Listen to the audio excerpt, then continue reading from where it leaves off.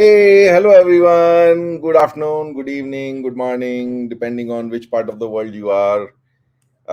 And first of all, happy Lori, happy Makar Sankranti that's coming tomorrow, and happy Pongal. So, this is the 109th episode of Clarity Chat on a topic that has been part of my mentoring conversations in different shapes and forms.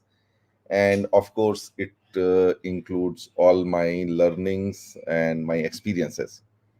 So, like all of you, or like most of you, I started out as a fresh graduate in mechanical engineering with many aspirations. I never thought I would be a CIO, but became one.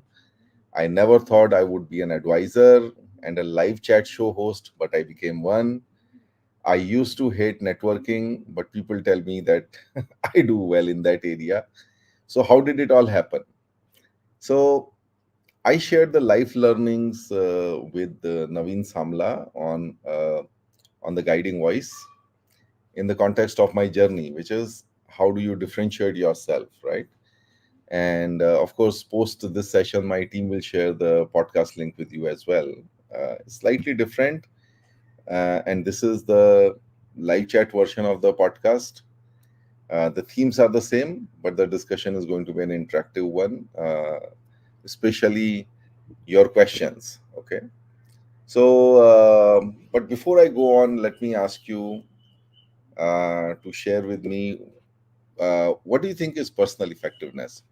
Drop in your views in one or two sentences. And of course, if there's a book, self help book that has inspired you or that has practically helped you improve it, share it in the comments.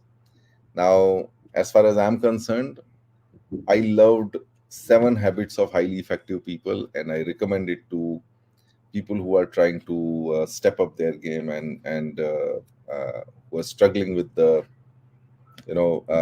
with the rigmarole. Okay, so today we'll discuss about my life story, which will provide you a good rich context into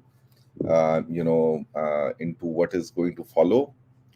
And then we'll talk about seven outward cascading dimensions of personal effectiveness, um, some personal examples of growing your effectiveness, and of course, throughout you will see that there's a focus from inside out to outside in. Okay, it is whether it's about your work or about yourself. And of course, I'll be answering your questions, so I welcome you to share and ask about your practical challenges, your struggles in your own growth, in improving your personal effectiveness. um, this is an opportunity for all of us to have a stimulating and candid discussion on uh, leadership and management, and at the heart of it is your own personal effectiveness. Okay, so as always, you will find honest answers, case studies, and practical approaches that you can apply in your daily life. So yeah, let's start. Let's join us. By the way, as I was watching the video, I was enjoying it. I just wanted to give you a quick context on why we play that 2 minute video. It's part of the continuous improvement philosophy that we have been following. Long back, we started streaming. I started saying hi, everyone there, and there was nobody, and we got a message that the connection to LinkedIn has failed. Okay, and then we sort of restarted the browser and reconnected, and then it worked.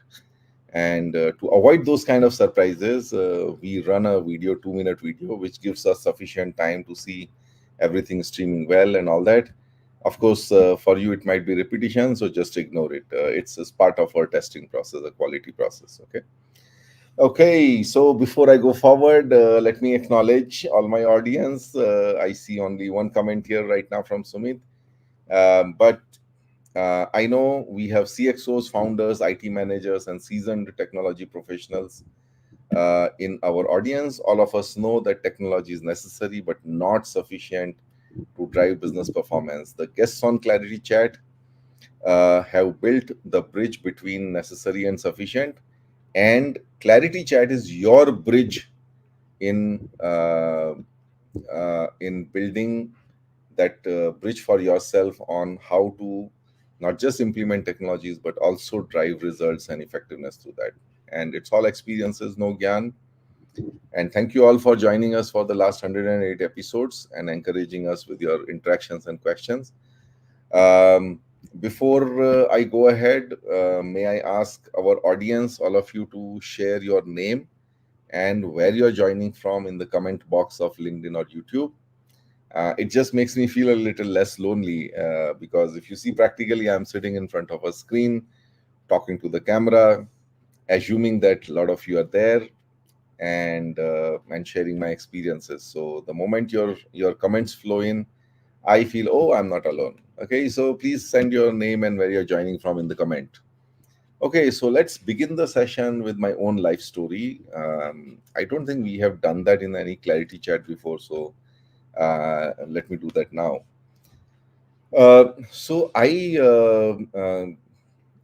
was born and brought up in small hill towns in Uttarakhand. And in when I was about 11 years, I went to boarding school, which was Sainik School, Ghodakhal. Spent about 5 years there, came out after 10th. That was a very transformative period because when I went in there, I was a bookworm, a very soft, like, cry on anything, smallest of the bad things that may happen to you. I could cry on that, and then that school made me tough. It gave me lifelong friends, and it made me the sportsman. I literally can play all sports except polo. I have seen, and some of the other exotic sports like surfing and all. I can practically play all the sports that you can find in a city, right from table tennis, badminton, squash, tennis. Golf was the latest addition a few years back, and hockey, football, cricket, volleyball, basketball, and more importantly, because we were doing it, formally as part of the education process, know all the rules, what's a foul and all that. It's not recreational; it's actually competitive. We played. So that's one part which defines me. Being a sportsman and being a team player. Well, I came out, changed my board from CBSE to UP board, went to government inter college in Almora, studied hard, went to tuitions, which used to be early mornings at around 4 o'clock and late evenings around 8 p.m. Um, and well, that was again a formative period. I cleared engineering just after 10th, went to MNNIT, Prayagraj. At that time, it used to be called MNREC Allahabad. Now it's MNNIT Prayagraj. In mechanical, did my engineering, got an offer from L&T as well as Telco or Tata Motors, which was like the most coveted companies, two companies there. Well, I joined Telco, went to Jamshedpur, spent about 1.5 years. I went to Telco for the love of automobiles, but when I kind of compared, there were two jobs available. One was as a construction equipment service engineer and as a automobile service engineer. The automobile service engineers had the dealers to support them, so the dealers would do all the hard work. The service engineers would, sort of approve that. Whereas in construction equipment was, hardcore. You have to work yourself because there were no dealers, right? So you have to go to the field. And I was like, if I've done mechanical engineering, pana chalana hai. I have to use my spanners and tools. And so I pivoted. That was my first pivot in my career, from automobile to construction equipments. That was Tata Hitachi and Tata Cranes. Did that for about 3.5 years. Went for site posting to Hyderabad. Became the zonal service manager. And I was spending about 20 days a month in the field at times. Got completely suntanned. In those times, we didn't even know that sunblocks are there. Uh, so it was out there working in the hot sun of Andhra. And then I made it to the process of fast track process in Tata Motors, the executive selection scheme. Went around, did two cross functional assignments in marketing and factory, and then went to Ahmedabad for a 4-month course. And then I joined the service headquarter, and I was given business process reengineering assignments in service. So there were two major ones which I can highlight. One was I transformed the profitability of the dealer workshops.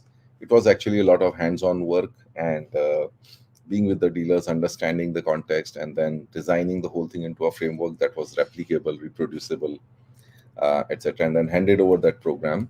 As part of that, one of the interesting initiatives was I was talking to one of my colleagues in plant, and he told me about the concepts of 5S and Kaizen. Okay, and how they help improve productivity, improve efficiency, and reduce cost. And I said, you know what? I mean, maybe this is something that we can try in our dealership workshops also. So I talked to a couple of dealers, and they were like, "Why not? We can try." I said, "But it will cost money." Because the principle was that if it costs money, you find value in it. Did a couple of them, it became big hit, the kind of transformative results, because for 70 years nobody had really worked on the productivity improvements at the dealership in a very, very systematic way. Fast forward, we started the CRM program. I joined that as a subject matter expert from service, but went on to take greater roles as program manager, support, deployment, development manager, and all that. And I became the head of CRM in 5 years in 2007. Did that for another 2 years, got the CIO role, again,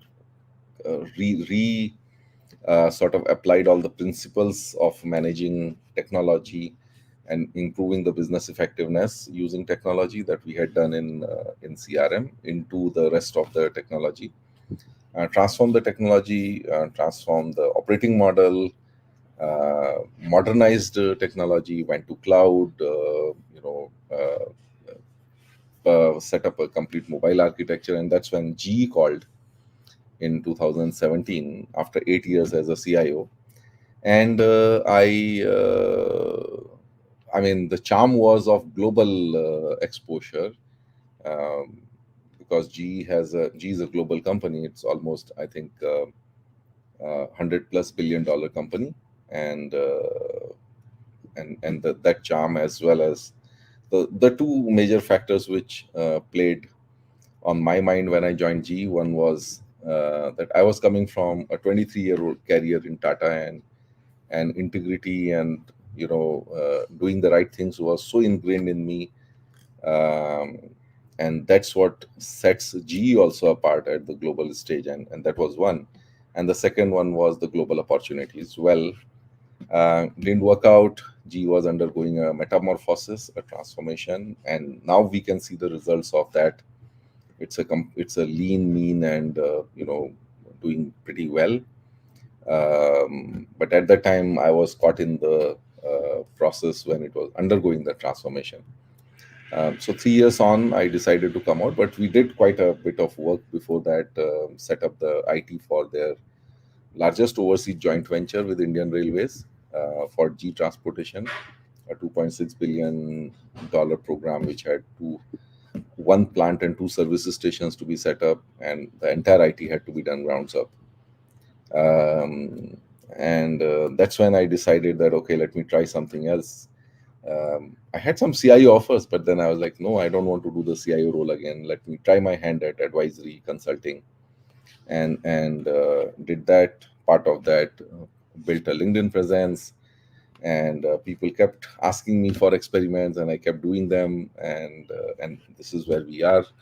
ClariTea Chat 109th episode came out of those experiments that we conducted. Some of them became successful. Um, okay. So, guys, there's a bit of technical glitch which we have been facing for the last few episodes. I was wondering why I'm not seeing the comments from people, and it seems that I think the comments from mobile devices are not flowing in, and my team is posting them in a private chat with me. So let me acknowledge the guys before I go forward. Um, Rahul Khurana says best wishes, clarity chat on a great day, happy Lohri. Hey, thanks Ash, thanks Rahul. Um, then we have Purva Vidwans joining from Mumbai. Hi Purva. I know you're coming here for the first time. I hope it helps you. Uh, by the way, Purva and I were talking earlier in the day, and you know, I found many things which can be relevant for her here. Hey, thank you, Neeraj from Cochin. So nice to see you here. And Rahul Khurana is from Gurgaon. And okay, so Rahul Khurana also says I liked Seven Habits of Highly Effective People. So please, yeah, looking forward to hearing what's your favorite self-help book which has helped you in a practical way. We read a lot of books, and we can these learnings kind of fall off. We get back into our old habits, but if something has stuck with you, please share here. Yeah. So and of course, I was coming to my life story, so became an advisor, coach, started Clarity Chat, and also started a startup, Flock and Go. You would see my the creatives on our LinkedIn posts, which have got the logo of that, but that's for another day. So, um, so here is so let me kind of just summarize, and what I was telling you in the beginning. When I was a service engineer, somebody asked me, "Hey, where do you see yourself landing up?" I said, "As the service head." That's how we think. And then, as I was doing these programs, again I landed up in automobile service from construction service. And when this project came about, um, a lot of people actually said that projects are sort of end of your career because you are nowhere, you are in none of the departments, and especially when you are doing a departmental IT, a cross departmental IT program like CRM. And said, "What the heck? We'll see." And never thought I'll become a CIO, and became a CIO. Never thought I will be hosting a chat show, but here am I. So, what are some of these principles behind doing things that are sort of unheard of, or you can't imagine them? And as you know, this session is primarily bringing out my learnings to all my audience, to my 24,000 plus followers on LinkedIn. Um, so uh, as I was thinking about it when I was talking to Naveen for the podcast which came I think last year. um, so what are those three principles which helped me become strong, resilient, and helped me get into diverse stuff and still be successful? So first, one of them, first and foremost, is the curiosity to learn and explore. Okay, and which means getting out of your comfort zone. um, when I was asked to do CRM, I didn't know T of technology, right? But then we said, okay, what the heck, we'll learn it. Okay. um, and then so on, right? When I think the biggest decision was coming out of corporate and starting my own advisory. um, Again, it was like, yeah, let's do it. But do you do it blindly? No, because each of these times you need guidance when you're trying something new, right? So don't hesitate from reaching out to people. Like, for example, when I came out, I actually got in touch with a coach, who had done that before me.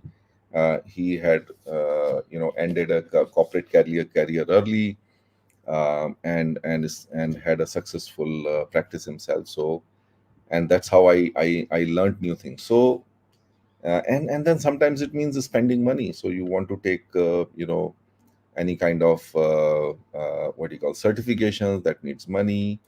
But it's important to be curious. And I think one of the things that also, a counter principle is that stop saying this is not for me, or this is not me, not my cup of tea, and all that. By the way, it is my cup of tea. So that's the first thing, curiosity. And the curiosity, the litmus test of curiosity is that when it's not just curiosity, but you apply it in your life and career, that means do something which you don't know, take that bet, take that leap, and then learn it. Okay. Second most important is focusing on people. Okay. Now, in this world, um, when I say focusing on people, what I mean is don't focus on organizations, departments, all the virtual stuff that people have built. But focus on people, the real people you are working with. He or she may belong to a different organization, a different function, a different geography. But if you are coming together and talking, there has to be some common purpose towards which you are working, right? Don't bring other things into it. So I want to point you out to Yuval Noah Harari, and he's written beautiful books, best-selling books. I remember in the book Sapiens, he said that human beings are probably the only creatures who have built a lot of virtual stuff around them, which in a different context or a different planet may mean nothing. Okay, like for example, money. It's virtual. I mean, there are some countries where the money completely devalued by 1,000%, in a few months' time. Similarly, organizations are virtual entities. We must understand and learn that organizations, divisions, everything that you cannot put a face to it is a virtual entity. Keep it aside when you're talking to people, right? So that's a very, very big ability to work across the virtual boundaries and work with the real ones and collaborate with the real ones, which is people. Okay. And third one is evaluate yourself from an outside in point of view. Okay. Now, this outside in point of view, see again, I was talking earlier to somebody, you are looking always yourself as, oh, yeah, I have a lot of value in my organization. I'm being approached by so many people. I've got this chair, I've got this post, and so on and so forth. Okay. But look at from outside in point of view. Will will the world or other organization look at you with the same perception of value or with the same perception, and will they pay you the same money or more money, or is your capability transferable? As long as if you're not doing it, you're actually building a single point of failure, as we call in technology terms. That if this organization, something happens in this organization and you're not required, you will struggle, because you never looked at yourself from a market point of view, from an industry point of view, and you always were like mirroring yourself so much with your organization that the disruption came. Okay. So let us now now these three principles, you will see them applied over our discussion, and I'll call them out wherever I can. But of course, I will also be giving a lot of examples from my own experience, to connect that. Okay. So let's show you some presentation then. Okay. So uh, this is personal effectiveness. Okay. So there are four sort of, you can say, phases, but seven steps of personal effectiveness. Okay. The first one is a self foundation, what I call as a self foundation. The second one is then how does the self interact with others, which is understanding yourself and others. And the third one is working within the ecosystem or co-creating win-wins. And finally, it is amplify yourself. Okay, so we'll go one by one. The first one is authenticity. Okay, I'll keep this framework here for a while. Let's talk about authenticity. So being authentic is like who you are and being honest with who you are not. Okay. Now, let me, I promise you at least one story each as I talk about these seven things, just to make the point and transfer my learnings to you. Um, we had a, communication class when I was a graduate trainee in Tata Motors, and the our teacher or coach, she asked us that, okay, so you have to do public speaking. We will videograph you. We will play it back. That will work as a feedback. But first of all, okay, so went around the class asking, so who do you want to speak like? I mean, when you're communicating, when you're public speaking, who would be your role model? Uh, who in whose style you want to speak? And everybody, like, somebody said Martin Luther King, somebody said Gandhi, Nehru, Indira Gandhi, etc., etc., etc. And finally, he said, you know what?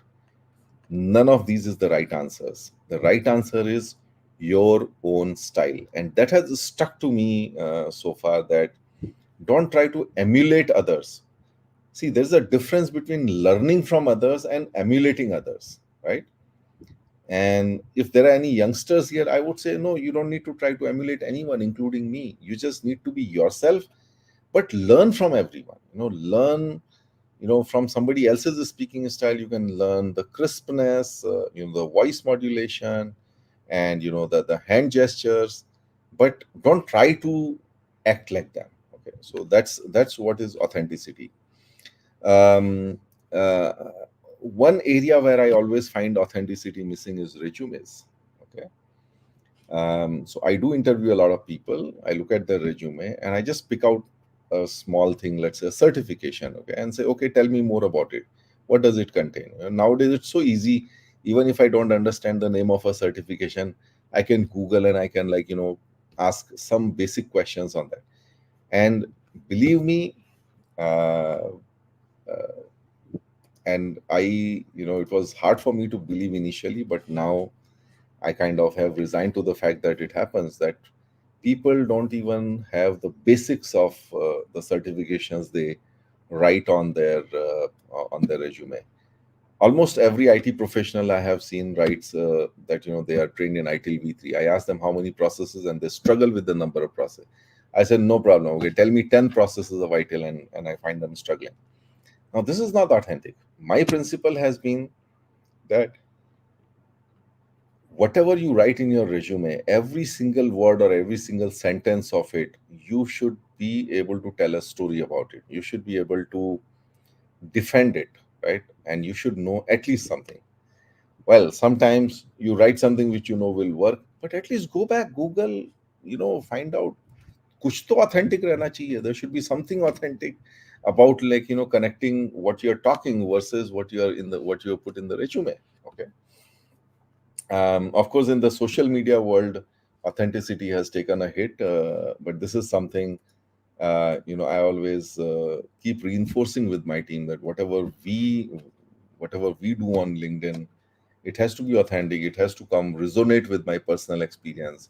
It has to come out of my personal experience, and it should be something that where I can have a studied point of view. Otherwise, we are not just going to be posting anything for the views or likes and all that. Okay. Well, and sometimes it sometimes you lose it. I've lost it a few times, my own authentic self. One of the things I didn't tell all of you during when I was narrating my life story was the most important personal journey I ever undertook, and that was Kailash Mansarovar Yatra. So here is what happened. It was I used to be like one of the idealist guys, and come 2007, 5 years into the CRM program, completely drowned into it, swimming in it, and to just to make it all make everything work, and that heavy lifting. I got into things that I couldn't imagine 10 years back that I would be doing that, or 15 years back that I would be doing them, which is like, uh, well, frequent drinking, basically, dinner conversations, drinks and dinner conversations with teams, and so on. Let me not get into that. And one fine day, like, I was like, hey, is this who I am? And so happened that I was reading the paper, and 2 days later there was a deadline for applying for the Kailash Mansarovar Yatra for that year. I just I just cut that out and sent my request, and then 3 months later I got a confirmation that, oh, you are going. Okay. It of course happens through a lucky draw. There's a limited number of seats. There are thousands of applications. So I took it as a divine, sort of calling. Left everything, started preparing, and then went 30 days without laptop, without mobile, unconnected, just reflecting on who I am, what I'm supposed to do, and just a process of rediscovery. Well, I think that's going to the extreme, but but my advice would be that, if sometimes you feel uncomfortable or or let's say dissonance with who you are and what you have to do. We play multiple roles, as spouses, as parents, as employees, as bosses, as subordinates. There are multiple roles we are asked to play. We are supposed to play, and then in that, when you sometimes feel that, no, you are going away from yourself, your own self, and you're not doing justice to yourself while you're trying to do justice to everybody, I would say take some time out alone, reflective. Okay, take a pen and paper, try to find that, and that pen and paper and sitting with yourself always helps, right? um, the second Then comes the second level of personal, and let me tell you, it's the peace actually comes out of authenticity, right? Whoever, whatever everyone expects you to be, if you're authentic and honest with yourself, without a worry about what somebody else may think, I think that's the most important thing that will give you very, very inner peace. Okay. Now comes your second thing, which is like, about your professional. Now, this was on the personal front. Now comes on the professional front, which is capability, right? So, uh, I talk to many people, and I see, people going after money, right? Going after the package, and I see people, successful people, who have actually left money for learnings. Okay. So this is where, that curiosity and learning. Um, I'll give you an example. Okay. So I was talking to a security leader. This guy was a CISO of a small company, and as he narrated his career story to me, I was like, oh my god, this guy had changed 6 jobs in 8 years. Okay. And he was like, I want money, I want position. So he got it finally, but then now he was struggling because he was trying to get into a bigger role. He wanted to be a CISO of a bigger company, and he wasn't getting it. So I and he reached out to me for a mentoring conversation. And I said, okay, forget yourself, okay, and forget about your struggle. Let me understand this. So, for a CISO of a large company, what kind of competencies are required, right? He narrated a few, technical competencies. I said, is it enough? And so, no, you should have managed teams. You should have managed a number of stakeholders. You should have managed a good sprawl of technology in terms of the number of technologies. So I said, these are things, which, because you've been after money, you've never looked at these things, because these are the capabilities that you build for yourself, which is going to get you the role that you aspire for, right? So now think about this outside in perspective and connecting here. When you're going after a goal, first look at what all things will be required for that goal, and then evaluate yourself. Do I have those capabilities? Have I gathered those experiences? Many times you have to slow down and create that capability for yourself, and then you can confidently pitch yourself. Now, I generally also call it horse before the cart. Okay, so the horse is your capability, that your capability is going to take you places, right?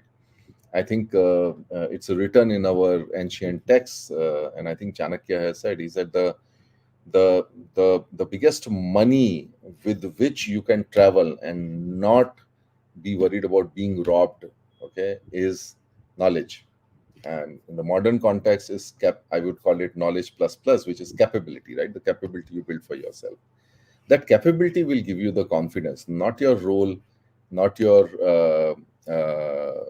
not the position or the chair that you are holding. So when I came out of corporate, I had been, I think every year I used to look around that, hey, what is something new that I have done? What is the capability I've added? Combined with the fact that I never attached too much to the chair, it gave me the confidence that yes, there's like so much capability exists out there. So I'm sure there is some demand for it. We just need to find, like, who needs it, right? That's a demand versus supply equation. That's a distribution equation, not whether you have it or not. So um, outside in, summarizing the self foundation part of it, um, be authentic, be honest, and display honesty when you are building your resume, when you're talking to people. If you don't know something, just say, I don't know. And be humble enough to ask. You don't need to put up a face. These things, whatever I'm telling, I want all of you to think about a mental experiment, that these things get tested at the extremes. Okay. So it's very easy to tell your child asks you a question, it's very easy to tell him or her, I don't know. But you are in a job interview, big role, and there you are asked something. Can you say I don't know there? Right? Those are the extremities where these things get tested. So be authentic, be honest, and that is what is going to give you the most inner peace, even though it is uncomfortable for others. um, and build capability, strengthen the horse, the cart will follow you. The horse is your capability, the cart is money. The cart will follow you. The stronger the horse, the bigger will be the cart. Okay. So but don't put the cart before the horse, literally. Well, at this point, if anybody has any questions, let me know. I will be answering those. I don't see any questions as of now. They are not coming flowing as comments to me, but my team is in touch with me on the private chat. So let me move on. Okay. I do see some comments here, so let me bring them on. So we have Deepak Rajpal from Mumbai. Hey Deepak, thanks for joining us. We have Amit Upadhyay, somewhere traveling somewhere in the northeast. Hey, thanks Amit. Best wishes for a beautiful and stupendous journey. Godspeed. Thanks Amit. Hope you have the same wherever you are traveling. And we have a soul traveler who says, congratulations Jagdish on 100 episodes of ClariTea Chat series. Hey, thank you so much, Soul Traveler. I don't know your name, but that's a good name actually, Soul Traveler. Okay, okay. So let me come back to my presentation. Meanwhile, if you have any questions on the self foundation, please do send across. I come to the second one, which is understanding self and others. Okay. Now, this is the second step of this is the second ladder. The first one, there is basically feedback. Okay. Now, feedback, again, we all, have a self image, and anytime somebody tells you that, hey, you did this or you like that, and if doesn't match with your self image, it creates a dissonance. Okay. That's the time I think you need to hold back and consider that seriously. So I mean, I've told this story umpteen number of times, but let me tell you my story. I had a great boss, um, you know, very, very supportive. And once I was having my annual appraisal conversation with him, and I mean, he first appreciated what all good things I've done and all that, and then he also then started Um he then also started, mentioning some of the things where I could have done better. Like that was feedback, and I retorted. I was like, I was full of myself, and we were doing well, and I was like doing so many things, and I said, "Boss, aisa nahi hai. It's not like that."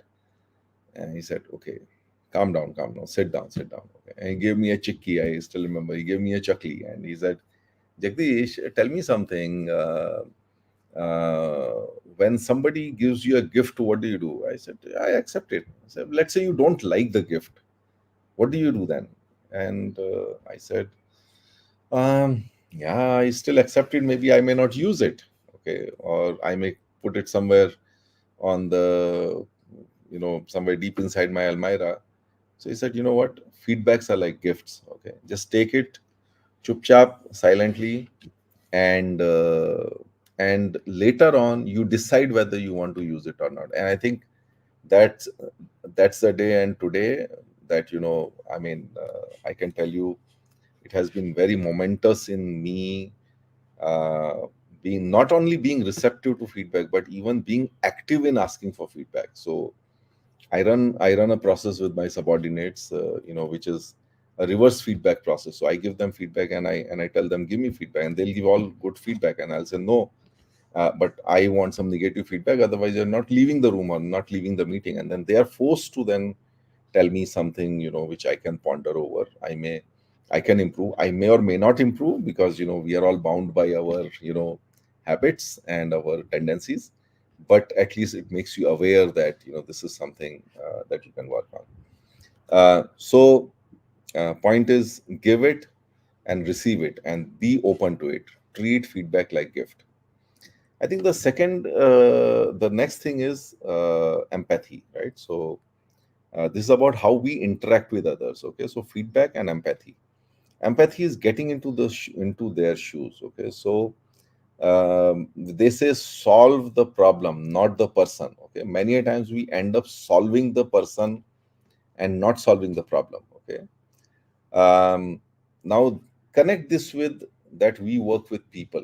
Okay, we work with people, and there my message was, keep the virtual entities apart. So now this is one thing that has helped me see the unobvious, and help me dig into the non-obvious when we have an interaction and there's something which unpleasant that happens. So and the biggest one here has been partners, like my ability to work with partners. uh, Most of the I would say, you would also agree, most of the times partners are like treated like vendors. There's a contract and you enforce that contract, and something doesn't happen, you enforce a penalty, etc., etc., etc., right?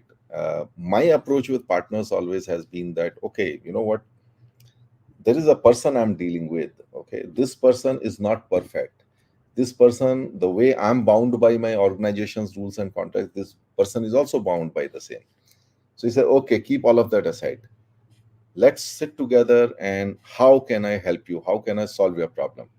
It leads to a very, I would say, honest conversation about my problems, about his problems, and we always like tend to find some way around, and I'm able to actually coach and mentor my partners into how to solve their problems. Okay, yes, it's a bit of a stretch. Okay, but eventually, if his problem gets solved, doesn't my problem also get solved?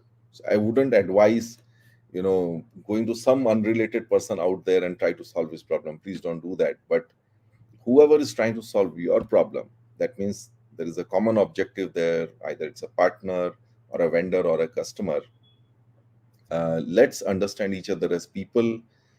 Let's understand each other's constraints, and then try to solve them. Now, this there is a saying that I always follow here, which says, nobody comes to work to mess up, right? Nobody comes to work to for a negative reason. Now, think about it. The moment you start applying that in your life, you will find that, hey, everyone comes to work to be successful. Okay, people still mess up. Okay, so are they bad, or maybe they are constrained, or maybe they're not capable enough, right?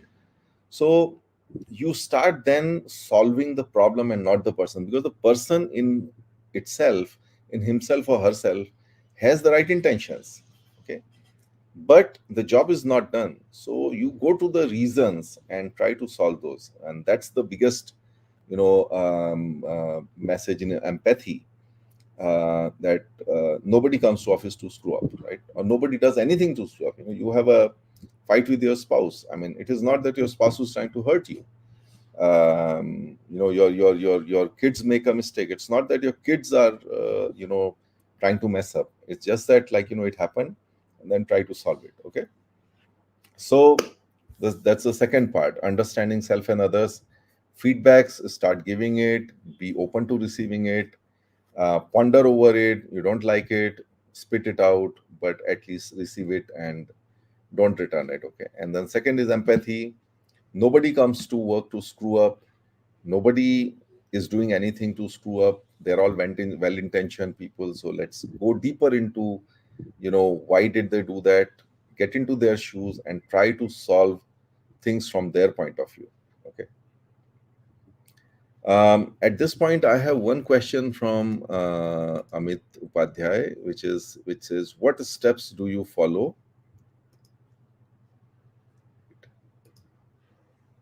Yeah. What steps do you follow to address the decision dilemmas? That's a great question. That's a great question, Amit. Decision dilemmas force you to go down to your, basic values, as well as they test your brain as well as heart equally. So let me give you a example of that. A story which I heard is that, there is a disused train track. Okay, and next to it there is a in use train track. Okay, and so these kids come and they play on the train tracks. And they probably make a mistake, and they are now happily playing on 10 of them playing on the tracks of the live track. Okay, and not on the disused track. And this train driver, he sees it too late. He gets a too late a warning, and there is no way he can save these people. Okay, and if he tries to save these people, um, there is a possibility that the train will get derailed. Okay, so this is a typical decision dilemma. So how you look at it? First you look at, and these decision dilemmas many times require a third thing: your brain, your heart, and the larger good. Okay, uh, the tries has to be made to sacrifice something smaller for something larger. Typically the answer would be that, I'll try to save those 10 kids, till the time somebody says, hey, you know what, but that's a passenger train. There are 1,000 people traveling in the train. What happens to those 1,000 people? And then you realize, oh my god, I didn't think about it. So your heart says save those 10 kids. Then you activate your brain, knowledge analysis comes in, and you say, oh, you know what, I need to save those 1,000 people, right? And that's how you solve the decision dilemmas. So it's not just your values, but it's also the impact, the analysis, and eventually, when you have done your pros and cons, work in the larger good. I hope, Amit, that helped. I mean, if there's a follow up, I'll be happy to answer that. Okay, so we are 11 minutes away from 6 o'clock. So let me try to go a little faster. Now comes our third ladder, which is co-create win-win. Okay, so the first one is collaborate, and especially collaborate against organization boundaries. So what is collaboration? Collaboration is when 2 plus 2 equal to 5 or 6, right? Uh, Now, in today's world, you will the as the specializations increase, the number of organization boundaries that you need to work across increase. And that's why I want you to bring in that principle of focus on people and not on organizations. Okay, um, just to give you an example, I was talking about working effectively with partners. in the program that I mentioned, the largest program I've ever done, the CRM program, we had 5 partners, right? And each bringing a special, flavor to the equation.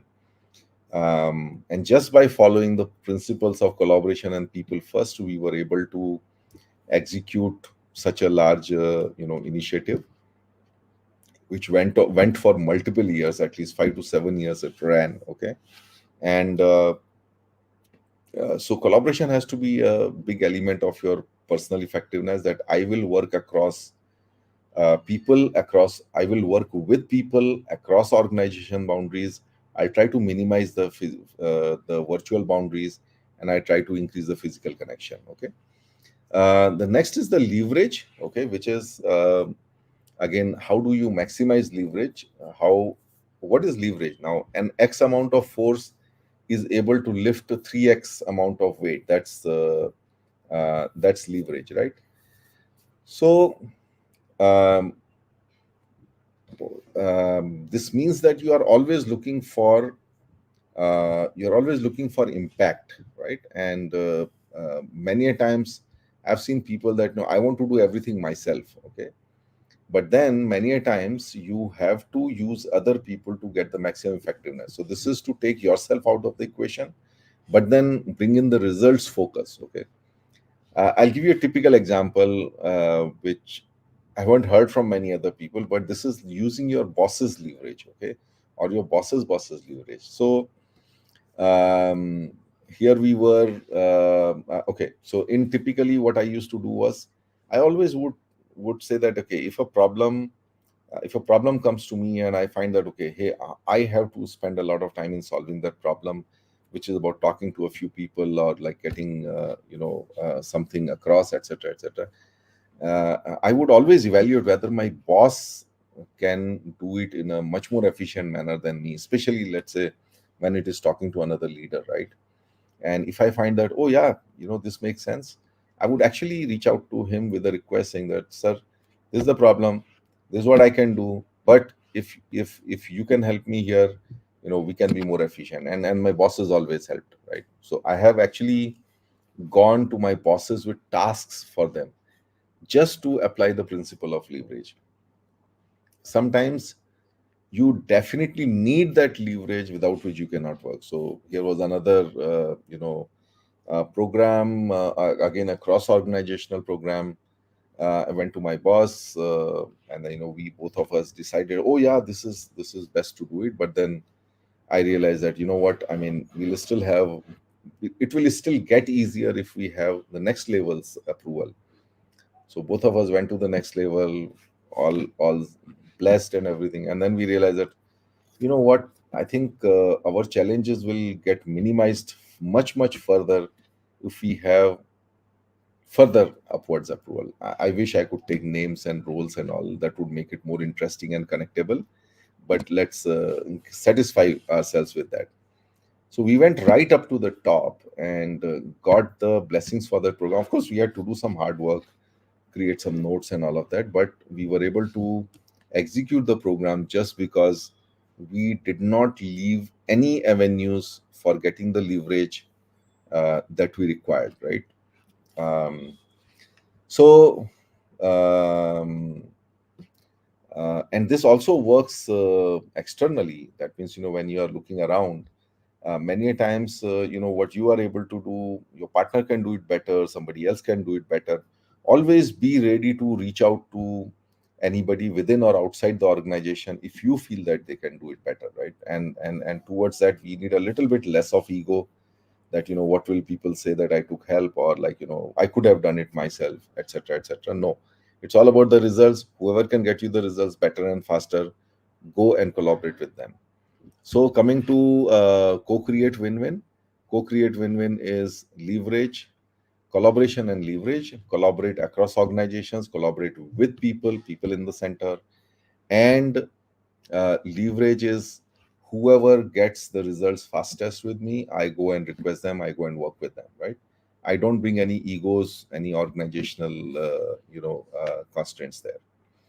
And last but not the least, is amplify yourself. Amplify yourself is like, whatever you are doing, if, let us say, um, you can help propagate that, right? What I'm trying to do right now, which is just one of them, which is give back, right?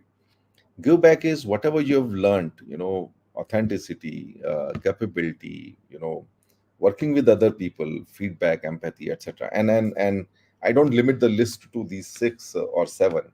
The list can keep on going, and as many self-help books you will read, if even if you are able to apply 10% of them, you can amplify yourself if you are able to train one more person in doing that. Okay, so give back, mentor, and help people unconditionally without an expectation. Okay, so we need to make the world a better place. um, and you know what, it need not be without a selfish motive.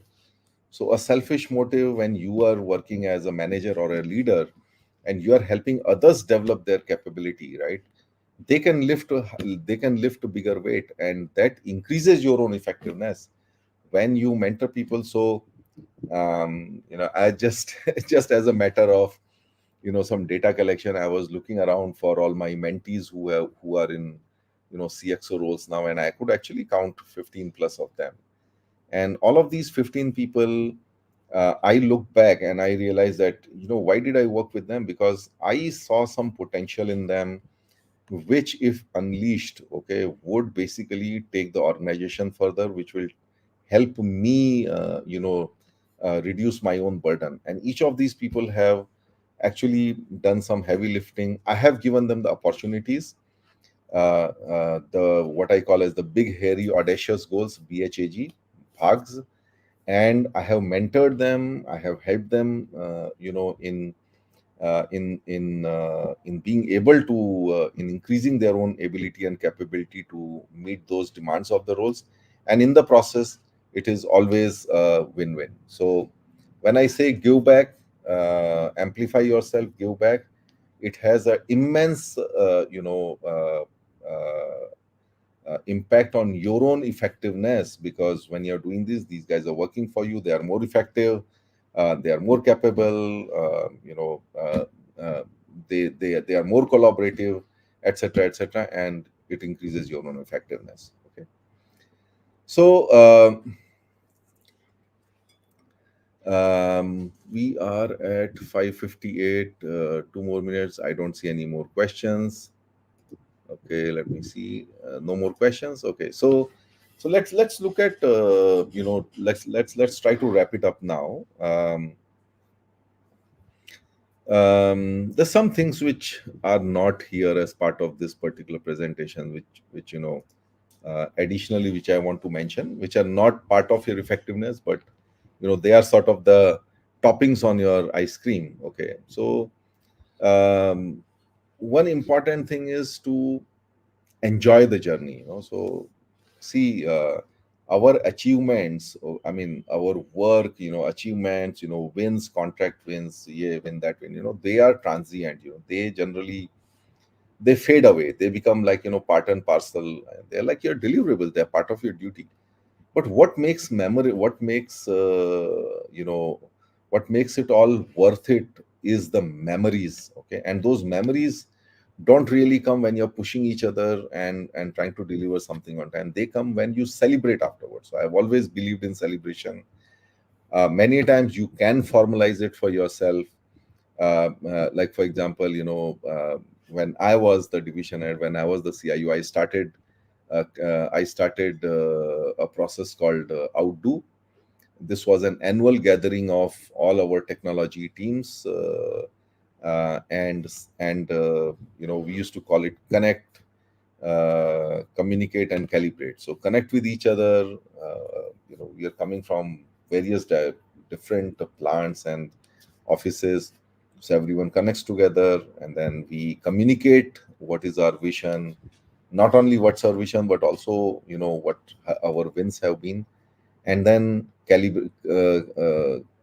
connect, communicate, calibrate, and celebrate. So calibrate was like, course corrections. Okay, this is what we need to do differently. And then celebrate was like, all the awards and the dances and the parties and so on, right? In that podcast, as I was reviewing it, I was asked a question which I think again is relevant for this session here, which is, what should a leader avoid doing, or what should you avoid doing as a leader or as a professional? So there's some things which I mentioned which I can which I can repeat here. One was, stop identifying your chair. Okay, the chairs are permanent, the people occupying them are temporary. So we must understand that it's not I who's powerful, it's actually the chair. I'm sitting on the chair, therefore I'm powerful. So there is a saying that which says, the king is dead, long live the king. That means when somebody left that chair for you, you came in, now you will leave, somebody else will come in, and at that time what you will be focused on, what you are without the chair rather than the chair itself. Okay. But then there is those chair carries a lot of power, so use that power responsibly and to help others. I mean, anytime somebody needed some help or asked for a reference for a noble cause, where they said, hey, if this word goes out from the CIO of so and so organization, it will help me. I say, yeah, why not? Let me use it for helping you. But don't misuse it. Use it for helping others. Stop thinking I know everything. Many times as leaders, we get into this mindset that, oh, you know what? Uh, how can I say I don't know it? And that's where you need to bring in that value of authenticity, and a curiosity. It's like, um, and when you're taking up a new role, I think Gemba is the best way. Gemba is, they say, management by walking around, which is learn by looking around the operation. So whenever I have tried to get into something, I have tried to solve some problem for somebody, I first tell them, walk me through it. I don't know anything, walk me through it. If required, go to the site, check it out, and then only, like, form an opinion about it. Okay. Third is, don't try to control everything. Not everything is in our control, and it's something that can really, really de-stress you. Okay, so do your best, leave the rest. Okay, so you enjoy the journey, you follow your heart, you don't control everything. I wanted to be a head of service, I did not become a head of service, right? I did not want to go into IT. I went into IT. You know, I mean, I never thought I'll be a CI. So we try to control it like very narrowly. I want to do this only, and there, many a times you can actually lose out on opportunities. Okay, and finally, get out of your comfort zone. If you say that, so here is Arjun. If you think that, no, I like roti and I don't like rice, try rice sometimes. No, I can have only rice or roti at one time. Sometimes try both. See how does it really fit you. So get out of your comfort zone. Get out of your tendencies, as they call it, and try new things. Try new things. That's where growth is. Okay. Um, um, well. That's what it was. Yeah, that was my last piece of advice, that get out of your comfort zone, trust your destiny, it will take you wherever you are. You just need to make sure that you're not constraining yourself, you're not putting locks in your own feet of not trying different paths. Okay, so that was the session on clarity chat on personal effectiveness. Just to sum up, um, quickly, self foundation, coming out of authenticity and capability, understanding self and others through a process of feedback, and through a tendency of empathy, which says that nobody comes to office to screw up, and therefore solve the problem, not the person. And then co-creating win-win through collaboration, cutting across organization boundaries, working with people, for people, and then leveraging wherever the capability lies to get your results faster. And finally, amplifying yourself by helping others, by making more people capable, pass on whatever you have learned to others, and thereby increase your own effectiveness. And finally, a set of things which you should not do, which is, stop identifying with your chair, stop thinking I know everything, don't try to control everything, and get out of your comfort zone. Okay. So that's what we have today, and thank you everyone for joining. I could see there are some 20 plus a few participants on YouTube.